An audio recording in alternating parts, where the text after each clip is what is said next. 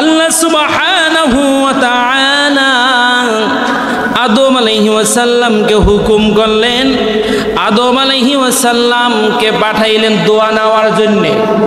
কোথায়? দোয়া নেওয়ার জন্য পাঠাইলেন। আল্লাহ সুবহানাহু ওয়া তাআলা আদমকে পাঠাইলেন জান্নাতের ভিতরে, জান্নাতের ভিতরে পাঠাইলেন, যাও পরিশুদ্ধ ভালো নেককার নেককারিনী মানুষের রূহ রয়েছে, তাদের কাছ থেকে নেক নজরে করম নিয়ে আসো, কেননা তাদেরকে যদি না বানাইতাম তাহলে আদম তোমারে আমি বানাইতাম না। এইবার আদম আলাইহিস সালামকে প্রথম একটি রুমের ভিতর জিবরাইল আমিন নিয়ে গেলেন। জিবরাইল সালাম দেন, আসসালামু আলাইকুম ওয়া রাহমাতুল্লাহ। আদম আলাইহিস সালাম সালাম দিলেন, তার সাথে মুআনাকা করলেন, মুসাওয়া করলেন। এইবার আদম বলে, কে হে? আমি তো চিনলাম না, দেখতে তো সুন্দর, অনেক সুন্দর, যার সুন্দর দেখে আমি পাগল হয়ে গেছি।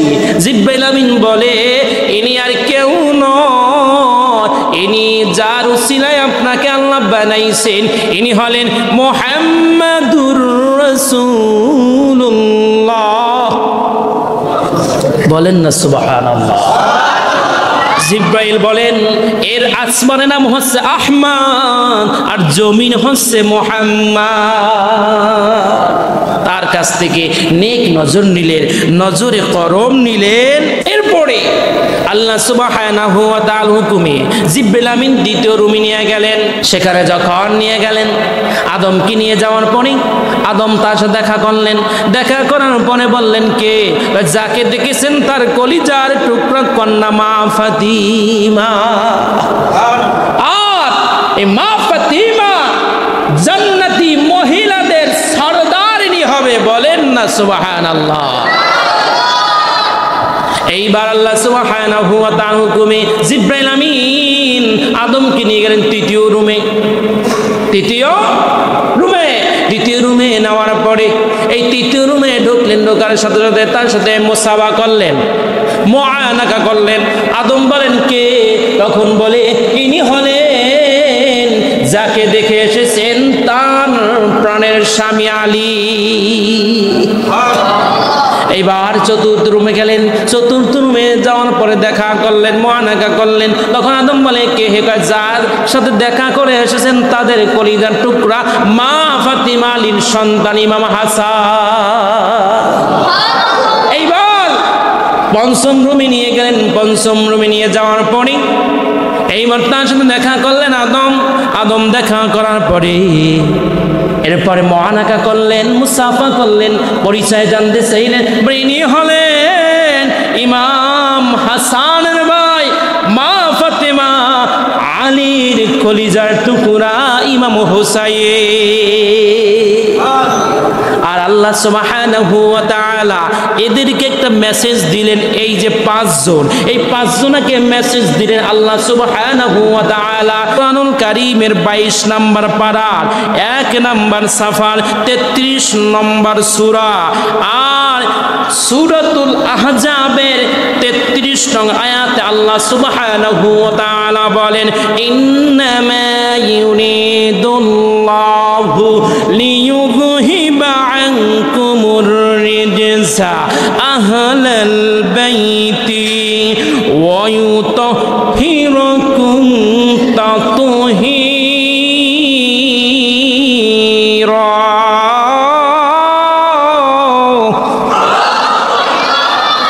আল্লাহ সুবহানাহু ওয়া তাআলা বলেন, আল্লাহ তো কেবলমাত্র তোমাদের আহলে বাইত নবীর পরিবার থেকে পবিত্রতা দূর করতে চান এবং তোমাদেরকে পবিত্র করার মতোই পবিত্র করতে চান।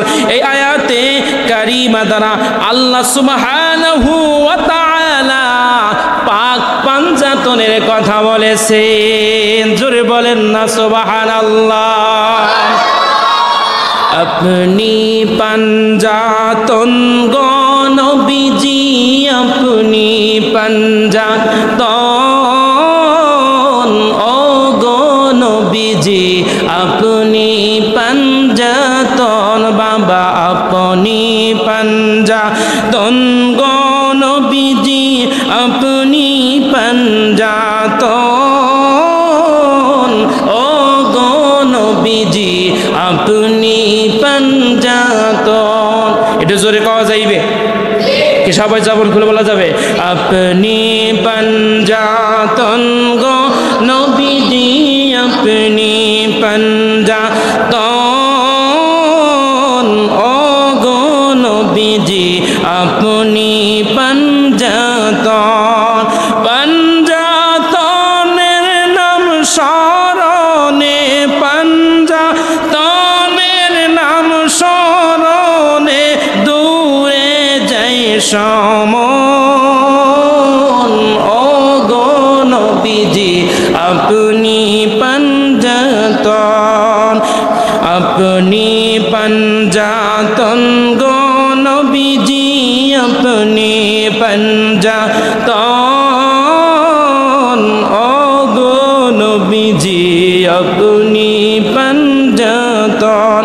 হ্যাঁ পাঞ্জাতনকে যদি মাওলায় না করতো সৃজন, হ্যাঁ পাঞ্জাতনকে যদি মাওলায় না করতো সৃজন, হ্যাঁ অন্ধকার হইয়া থাকতো, অন্ধকার হইয়া থাকতো এই যত ভুবন, ও গো নবীজি আপনি পাঞ্জাতন। কে যদি সরে পাষাণ গো মন, পাঞ্জাতনকে চিনতে যদি চাও রে পাষাণ মন, আরে মুর্শিদের চরণে থাক, মুর্শিদের চরণে থাক, মুর্শিদের চরণে থাক সারাটি জীবন, ও গো নবীজি আপনি পাঞ্জাতন। জোরে আপনি পাঞ্জাতন গো নবীজি আপনি পাঞ্জাতন, ও গো নবীজি। হায়রে হযরত আলী মা ফাতেমা হাসান আর হোসেন, হযরত আলী মা ফাতেমা হাসান আর হোসেন, হায়রে দয়াল নবীরে লইয়া হলো পাঁচজনে একজন, ও গো নবীজি আপনি পাঞ্জাতন। আপনি পাঞ্জাতন গো নবীজি আপনি পাঞ্জাতন, ও গো নবীজি আপনি পাঞ্জাতন।